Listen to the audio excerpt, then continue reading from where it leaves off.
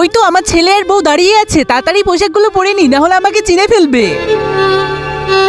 আরে এটা আবার কে? আরে রাজুর বাবা। আরে আরে চুপ করে বলো না।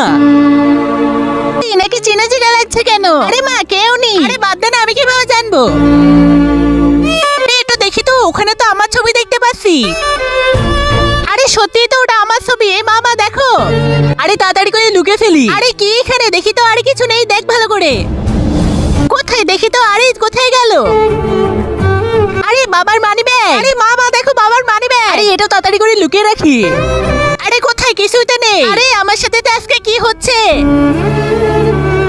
কেন জানি এই লোকটাকে আমাকে চেনা চেনা মনে হচ্ছে। এবার একটু মাস্কটা খুলি। আরে দেখে ফেললো। আরে মা, ওনা তো টাকা দেওয়া হয়নি। এখানের ভিতরে টাকা আছে, টাকাগুলো ওনাকে দিয়ে আসি। এই নেন টাকা। আরে এটা কি?